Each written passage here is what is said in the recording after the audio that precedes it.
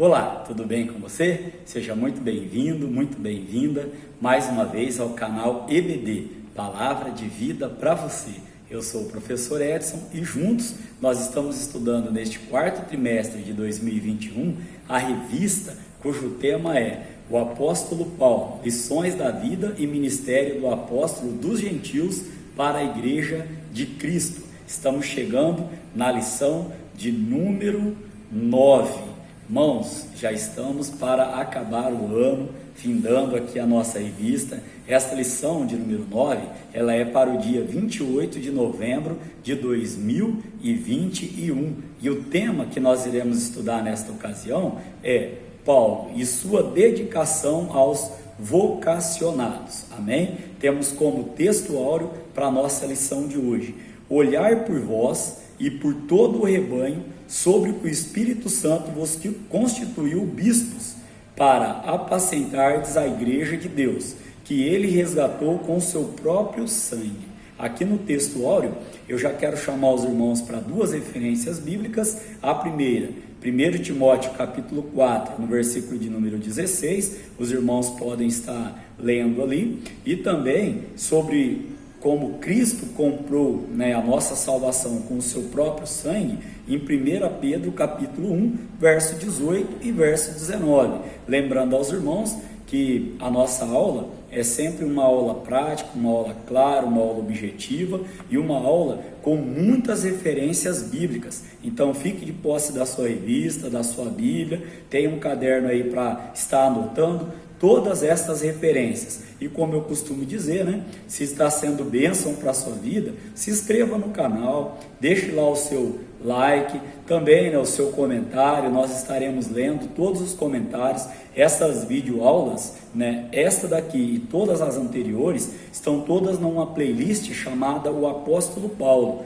quarto trimestre de 2021, amém? Aqui, irmãos, ainda sobre o texto áureo, esse olhar por nós aqui, nós iremos estar, além dessas duas referências que passei aos irmãos, nós estaremos também fazendo menção no decorrer da lição.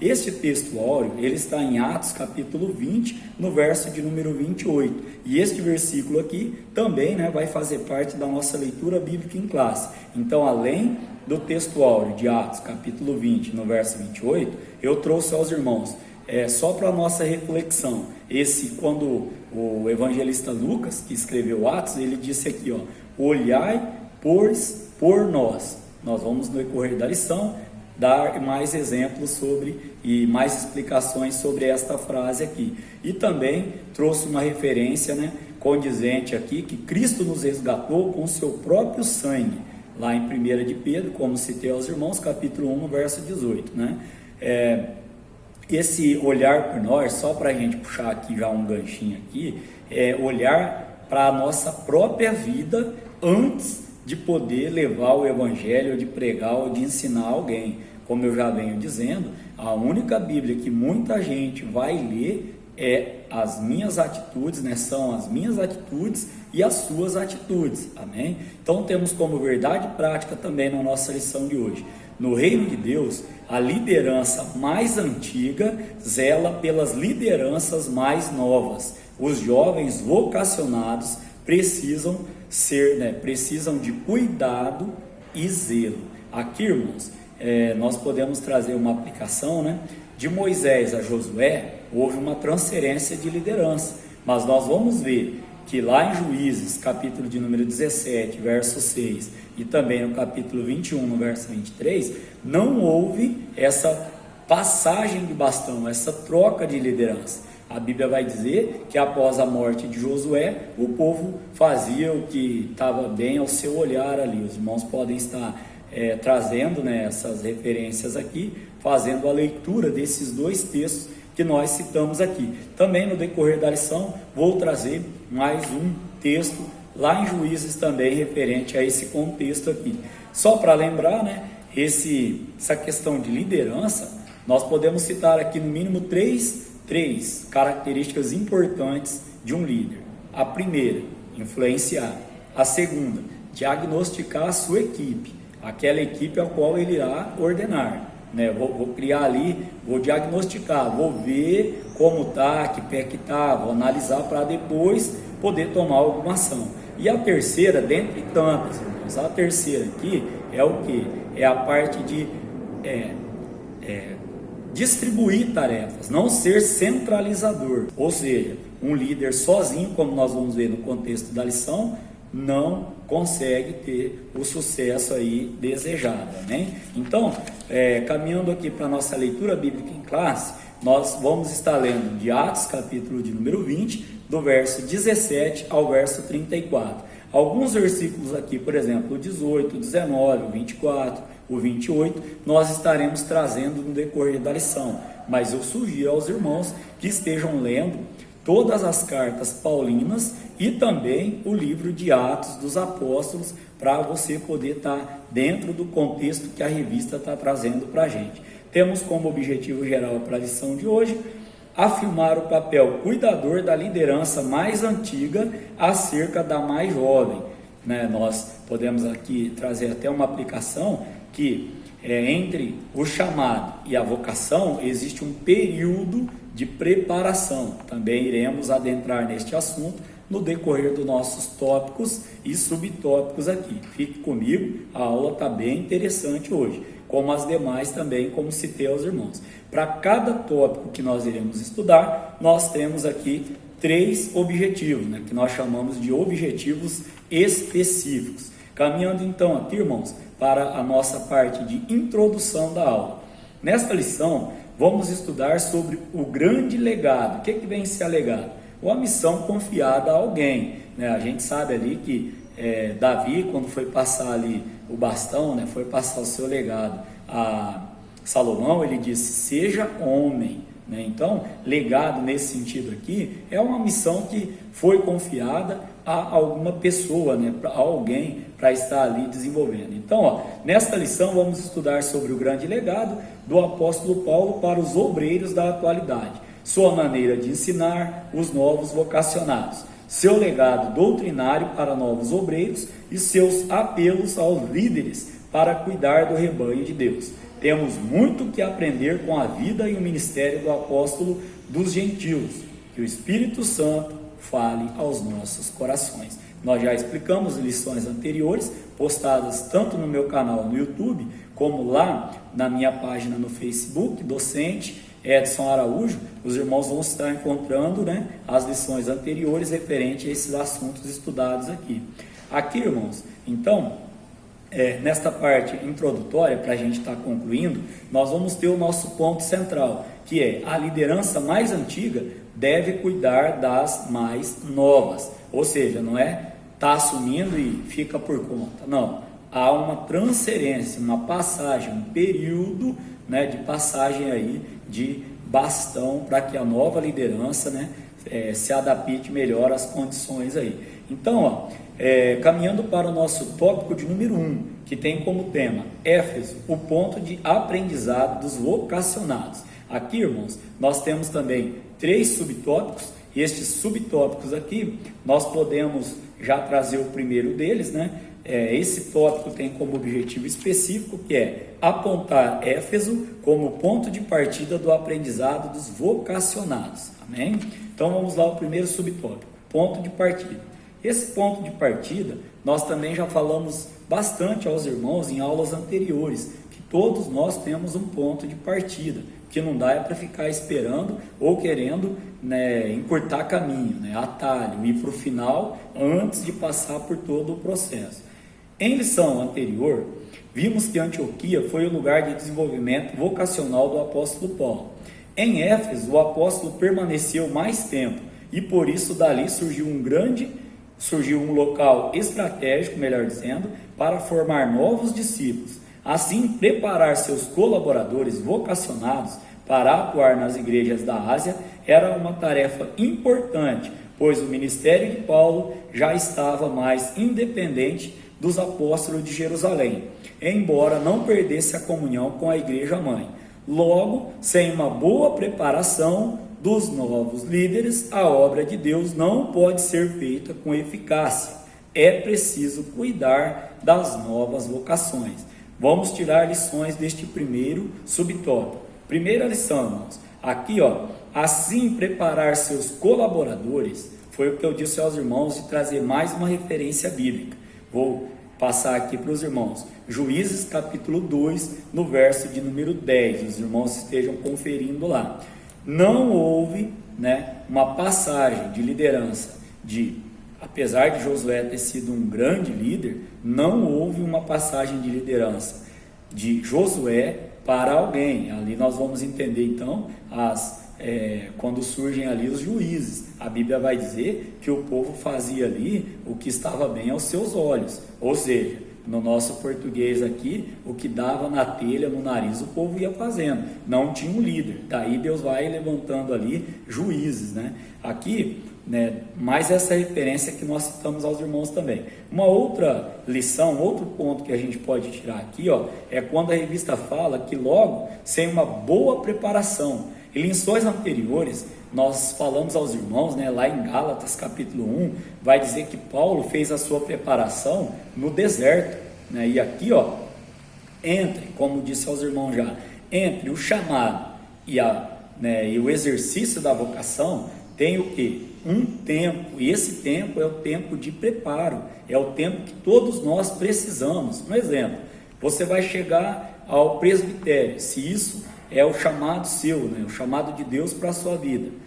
Normalmente, irmãos, nós vamos começar ali como obreiro, vamos assumir um grupo, uma liderança de um grupo, adolescentes, jovens, que seja, depois vamos passar pelo diaconato, isso no nosso Ministério Belém. Depois, se houver este chamado, confirmação de Deus, o presbitério, e assim por diante. Então tem um tempo de preparo para todas as coisas aí. O próprio apóstolo Paulo, ele teve o seu tempo de preparo lá no deserto da Arábia ali.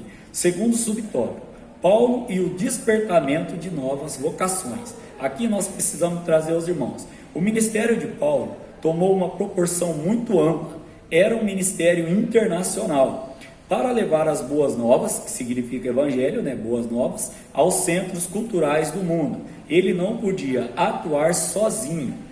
Irmãos, aqui é importante salientar que ninguém faz nada sozinho.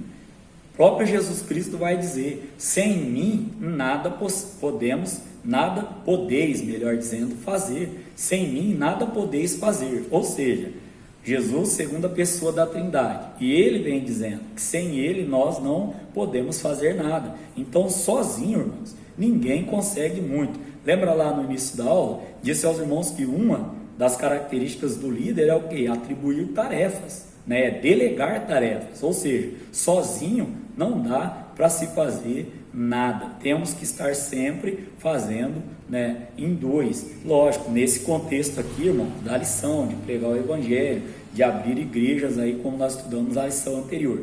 Nesse contexto aqui, Paulo, ele não podia atuar sozinho. Tanto é que nós vamos ver aqui no decorrer desse segundo tópico, por isso o apóstolo arregimentou e investiu em pessoas que o auxiliassem a levar o evangelho.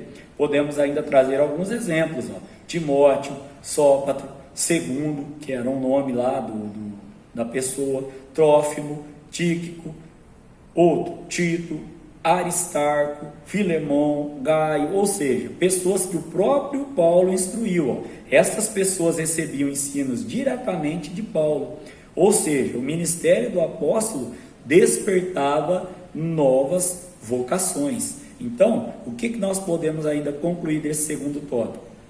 Como disse já aos irmãos, Paulo precisava de pessoas, instruía pessoas, e hoje às vezes nós vemos a pessoa, o pouco que ela sabe ou muito que ela sabe, querendo reter para ela, não instruir, não deixar legado, não criar um substituto, e isso, a palavra do Senhor nos orienta a fazer ao contrário, amém?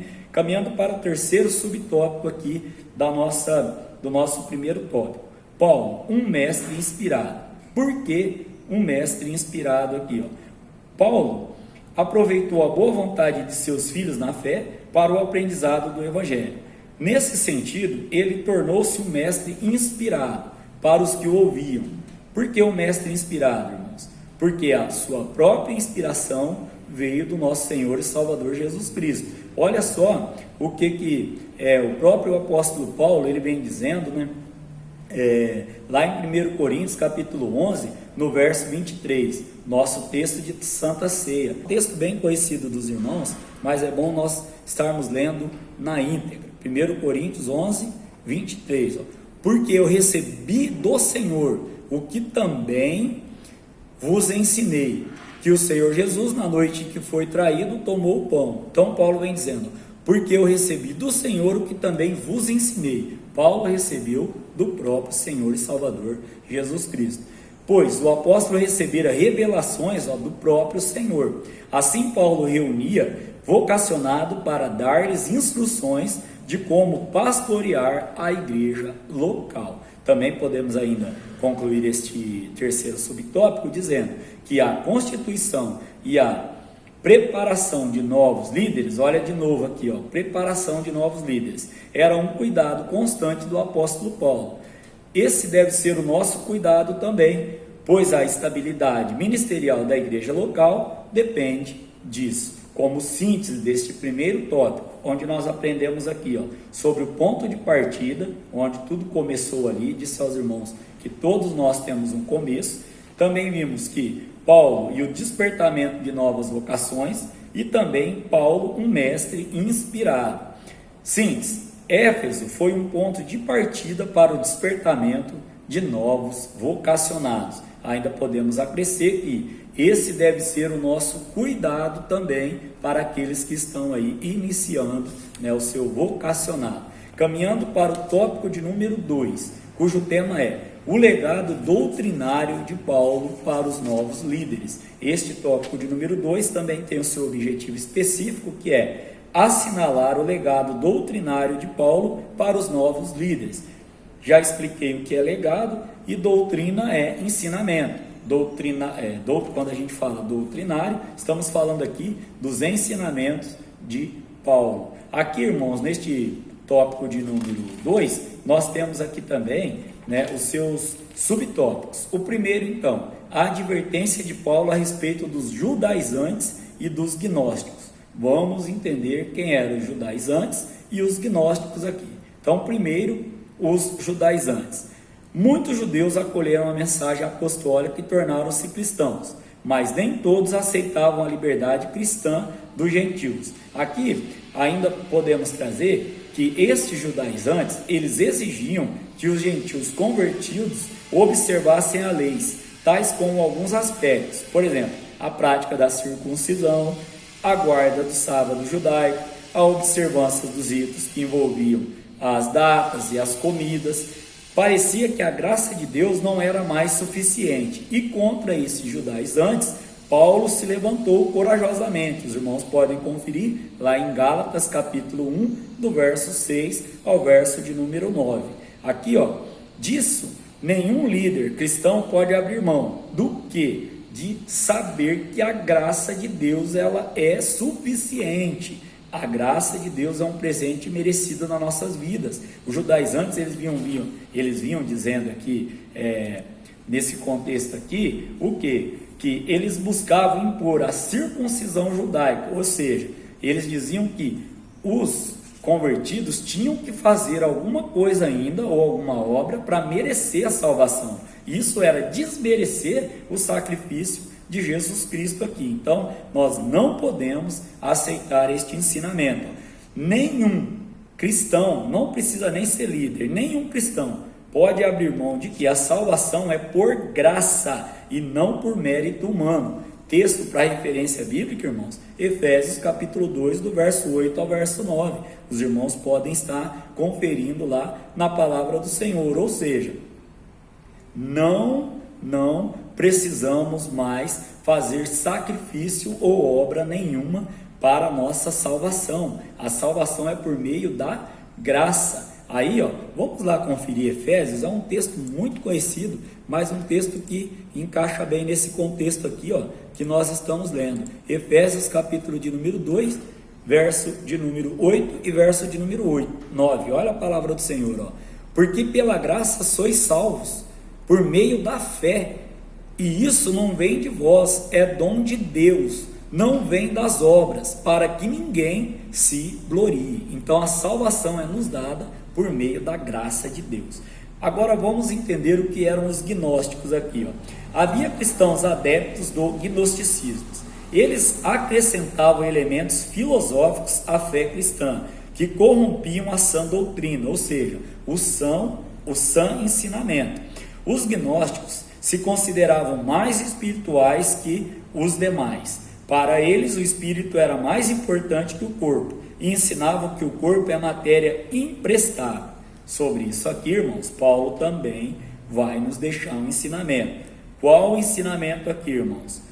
Lá em 1 Tessalonicenses, capítulo de número 5, no verso de número 23, Paulo vem dizendo: e o mesmo Deus de paz vos santifique em tudo, e todo o vosso espírito e alma e corpo sejam plenamente conservados, irrepreensíveis para a vinda de nosso Senhor Jesus Cristo. Ou seja, irmãos, não podemos banalizar o legado de Paulo, ou seja, a maravilhosa graça de Deus. Paulo nos deixou um ensinamento que tanto o nosso espírito, a nossa alma, como o nosso corpo, eles são de essencial importância, que é outra referência bíblica, 1 Coríntios capítulo 6, no verso 19. Vamos lá dar uma lidinha?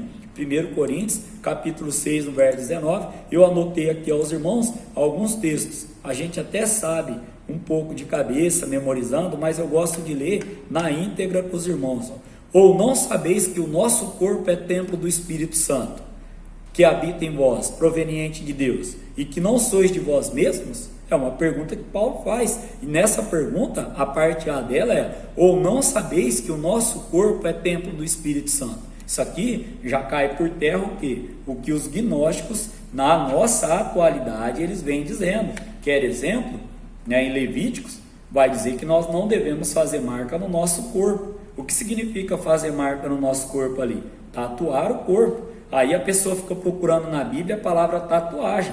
Tatuagem você não vai encontrar, mas a Bíblia é um todo. Tudo quanto antes foi escrito para o nosso aprendizado. Então aqui, Levíticos vai nos dizer o quê? Não fareis marcas no nosso corpo. O corpo nosso é templo do Espírito Santo de Deus. Amém? Caminhando para o subtópico de número 2, o compromisso de Paulo com o Senhor.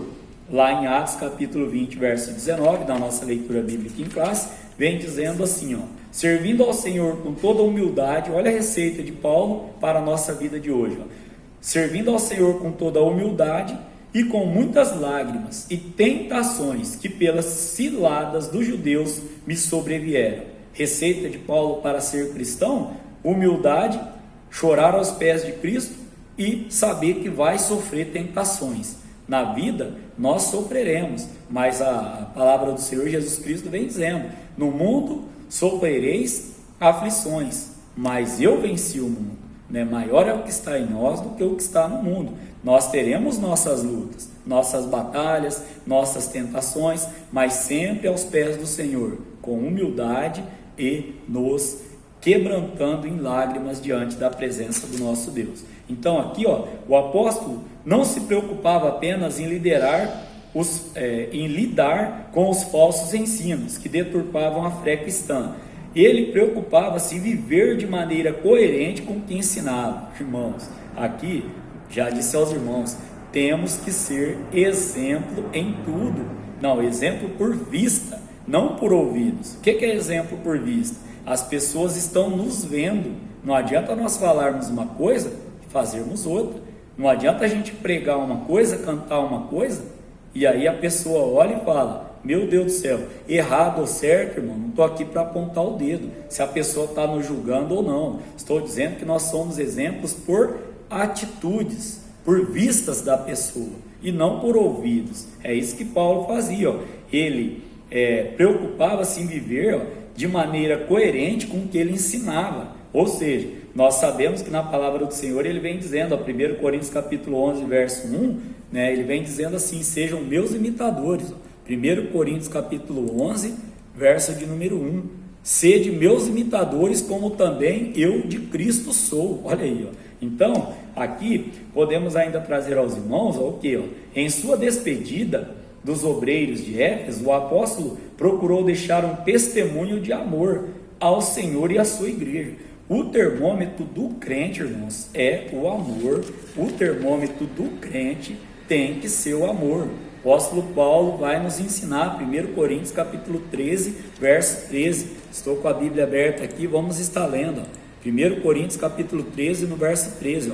Agora, pois, permaneçam a fé, a esperança e o amor. Estes três, mas o maior destes é o amor. Isso aqui nós podemos trazer, né, a aplicação para a nossa vida, que sem fé ninguém pode agradar a Deus.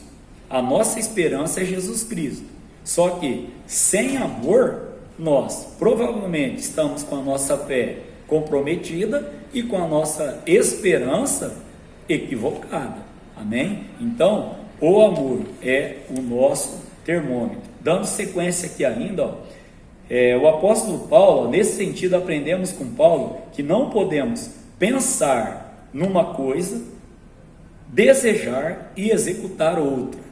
Irmãos, só esse contexto aqui, já nos cabe uma reflexão muito, mas muito importante para a nossa vida.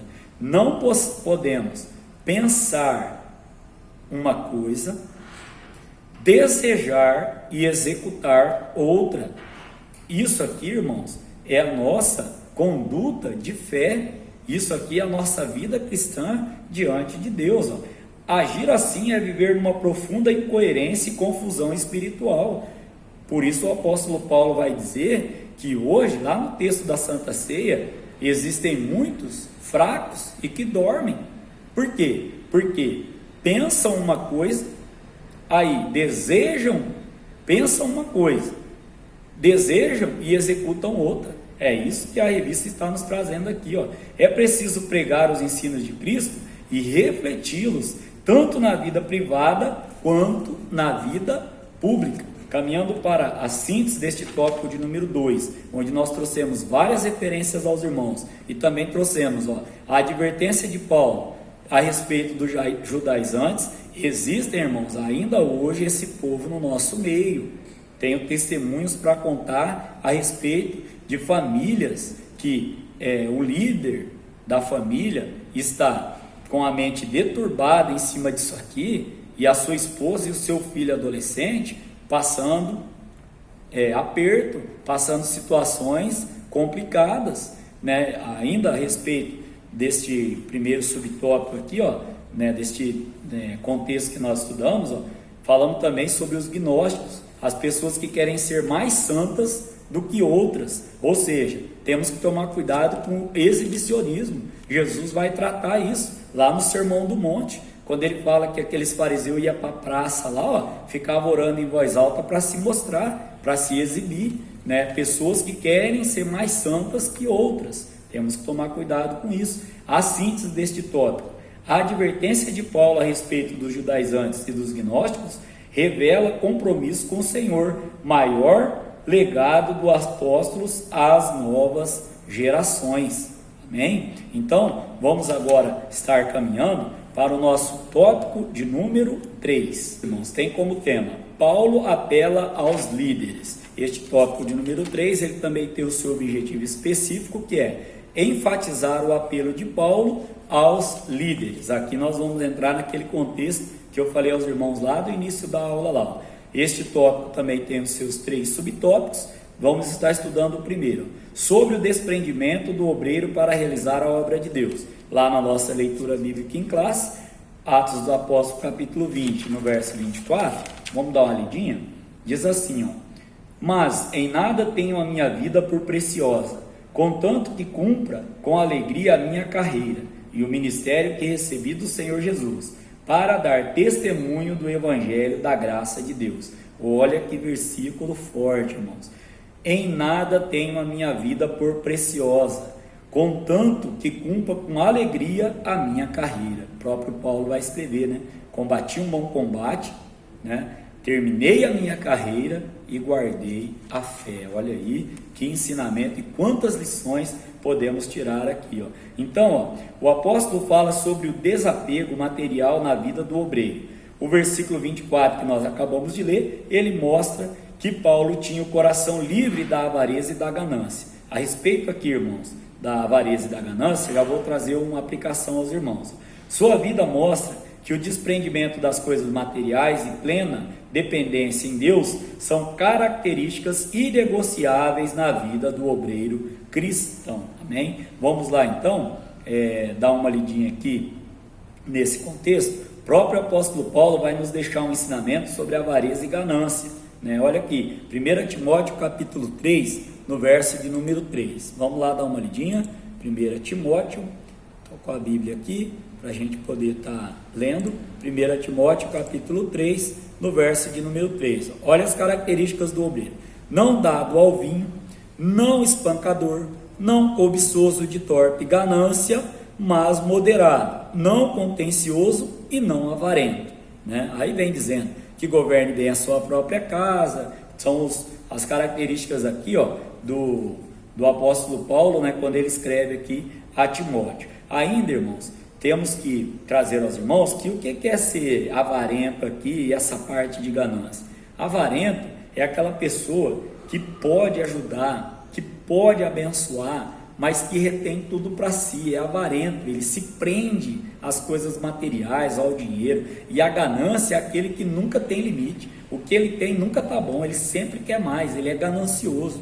Não, lógico que a gente também não pode ser omisso, não pode ser acomodado, mas a ganância, a Bíblia vem condenando aqui, ó. Continuando esse subtópico, diz assim ainda: ó, não podemos nos perder ministerialmente por causa da avareza e da ganância. Lembremos do exemplo de Paulo, que procurava não ser pesado às igrejas que pastoreava, lá em 2 Tessalonicenses, capítulo 3, no verso de número 8. A Bíblia vai dizer também que todo trabalhador é digno do seu salário. Paulo não era pesado a ninguém, não tem nada contra quem vive do ministério, né? Na minha visão, eu até sou grato a Deus por existir pessoas que vivam do ministério, mas a Bíblia também nos orienta o quê? Que não devemos ser pesados a ninguém, né? Então eu penso assim, é uma opinião minha agora. Pode ter quem cobre muito, porque tem quem paga, né? Então, se há um comum acordo aí, agora, eu como líder de adolescentes, sou orientado e tenho isso na minha índole. Se eu for chamar alguém para levar uma palavra, levar uma pregação, e a pessoa cobrar, eu oro por ela e eu agradeço, mas eu não pago. Agora, se ela vier para fazer a obra, aí sim Deus toca o nosso coração. No meu caso, aí eu vou procurar de todas as maneiras que eu puder abençoar a vida dessa pessoa. E esse critério aqui, ó, no meu pensamento se eu pago hoje X, amanhã eu vou ter que pagar 2X. Se eu pago 2X hoje, amanhã eu vou ter que pagar 3X. Então, eu tenho comigo, particularmente, eu não cobro, eu agradeço, eu oro ao Senhor, mas eu não pago. Eu vou procurar um outro em que eu possa abençoar de acordo com as possibilidades que a gente tem ali no momento. Caminhando para o subtópico de número 2, sobre o cuidado pessoal do obreiro. Lá na nossa leitura bíblica em classe, disse aos irmãos que faríamos várias leituras, né? Atos 20 e 28. Vamos lá dar uma lidinha para ver o que está escrito, ó. Nosso textual: olhar por vós, chegou a hora de estar explanando um pouquinho mais. Olhai, pois, por vós e por todo o rebanho, sobre o que o Espírito Santo vos constituiu bispos, que é sinônimo, né, de pastor, né, para apacentardes a igreja, que ele resgatou com seu próprio sangue. Vamos lá entender então esse contexto. Paulo tinha uma liderança exemplar diante das pessoas, mas ele sabia que isso só não bastava. Por que não? Vamos lá. Por isso, no versículo 28, que nós acabamos de ler, ele vai falar: olhai primeiro por vós, ou seja, olhai primeiro para a sua vida, para as suas atitudes. Ó. Às vezes, na caminhada ministerial, tendemos passar a ideia de super-heróis ou super-homens. Entretanto, a experiência nos ensina que não somos intocáveis pelas circunstâncias externas. aqui é interessante, né? Porque em algumas lições nós trouxemos também aos irmãos que nesse contexto aqui é dizer que o líder passa as mesmas aflições do que os liderados. E eu acredito que às vezes até mais, porque querendo ou não nós somos vidraça, nós sempre procuramos acertar nas decisões, mas nem sempre nós tomamos decisões corretas, certas, e aí vem as pedradas. E isso é até natural, mas também que vem a sugestão e junto o perdão, porque nós não somos perfeitos. É preciso cuidar do corpo, da alma e do espírito. Aqui eu quero fazer uma parte aos irmãos. O que é cuidar do corpo, irmãos? Por exemplo, ter uma boa noite de sono, para você estar descansado, né? Chega no outro dia já cansado, aí não consegue entender, não consegue aprender, não consegue desenvolver. Então, ó, cuidar da saúde, cuidar, né, nessa parte que faz aqui, ó, física, ter uma boa noite de sono. Em segundo lugar, uma alimentação saudável. Uma vez o meu pai falou para mim assim: ô meu filho, tá faltando um verdinho aí no seu prato. Depois daquele dia, irmãos, eu nunca mais deixei de comer um verdinho, uma saladinha, um refogado, que era só o arroz e feijão e a mistura. Isso aqui faz parte de você ter uma boa saúde física. E em terceiro lugar, ó, evitar o quê? O sedentarismo. Hoje eu sei que nós vivemos uma vida corrida, às vezes não dá tempo, mas isso serve para mim também, né? Fazer uma caminhada, né? Fazer um exercício físico, isso é manter o nosso corpo, a nossa saúde física. E o que é cuidar do emocional aqui, ó? Irmãos, nós somos o que comemos, tanto no físico quanto no emocional. Você só vê notícia ruim. Você coloca, liga a televisão, pô, tem alguns programas lá que o sangue chega a escorrer da tela. Você está lá vendo aquilo. Ainda mais nesse tempo que nós vivemos hoje, só notícia ruim, só pessimismo. Como é que vai ficar o seu emocional? Como é que vai ficar a sua mente? A Bíblia vai nos aconselhar o quê? Buscai primeiro as coisas que são de cima. Eu vou buscar, aqui nesse contexto acabei juntando dois versículos, mas a Bíblia vai dizer em Lamentações o quê? Para nós buscarmos só aquilo que nos traz esperança, né? Do que a gente está se alimentando? Alimentando a nossa mente. A nossa batalha começa na mente, né? Então, misericórdia, que possamos estar aí buscando nos alimentar do nosso emocional, da nossa mente, com coisas boas. E em terceiro lugar aqui, essa parte espiritual aqui, ó, Deuteronômio, irmãos, capítulo 8, vai ter o mesmo texto lá de Mateus capítulo 3, se não me falha a memória, o quê? Nem só de pão viverá o homem, mas de toda a palavra que sai da boca de Deus. Então isso aqui é essencial para a nossa vida.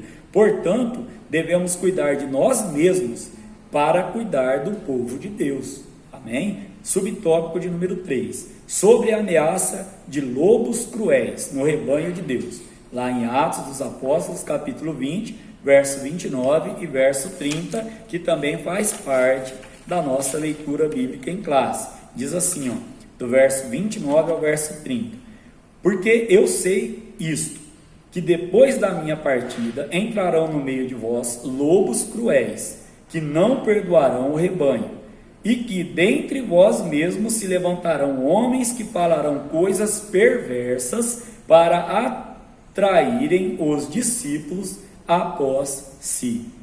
Faço uma pergunta: se no tempo de Paulo já havia isso aqui, pessoas que deturbavam, distorciam o evangelho, e nos nossos dias de hoje, como que está a coisa? Já estamos vivendo esses dias aqui, ó. É uma reflexão. A metáfora lobos cruéis se refere aos falsos mestres que incutiam doutrinas estranhas na mente dos incautos. Estes lobos eram predadores espirituais do rebanho de Deus, destituídos de misericórdia e amor. Nesse sentido, o apóstolo convoca os obreiros a terem o compromisso de cuidar de cada ovelha do rebanho, ensinando-a e protegendo-a. Portanto, estejamos atentos contra os predadores que atacam o rebanho do Senhor. Uma outra referência bíblica, lá em 2 Timóteo, capítulo 4, verso 3. Vamos lá dar uma lidinha? 2 Timóteo, capítulo de número 4, no verso de número 3. Olha o que o próprio apóstolo Paulo vai nos dizer. Porque virá tempo em que não sofrerão a sã doutrina, mas, tendo comichão nos ouvidos, amontoarão para si doutores conforme as suas próprias concupiscências. Ou seja, Isaías também vai falar sobre esse assunto aqui, ó. Eu quero fazer o quê? Eu quero ouvir, melhor dizendo, aquilo que me agrada. É isso que Paulo está dizendo e o profeta Isaías também vai nos orientar. Amém? Então aqui, ó, caminhando para a síntese desse tópico de número 3, onde nós aprendemos aqui sobre o desprendimento do obreiro para realizar a obra de Deus, não ser apegado e avarento, pegado ao dinheiro e ganancioso. Aprendemos também sobre o cuidado pessoal do obreiro. Aí trouxemos aos irmãos algumas condições para estarmos bem fisicamente, emocionalmente e espiritualmente.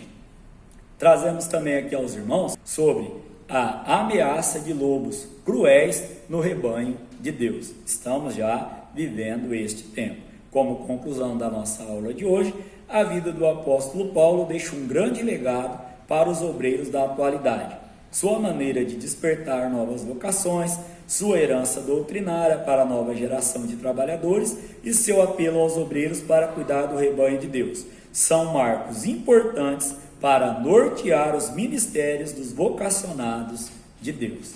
Amém? Querendo Deus, estaremos aqui para estudar a lição de número 10, que terá como tema Paulo e seu amor pela igreja. Amém? Que Deus em Cristo Jesus continue falando ao vosso coração.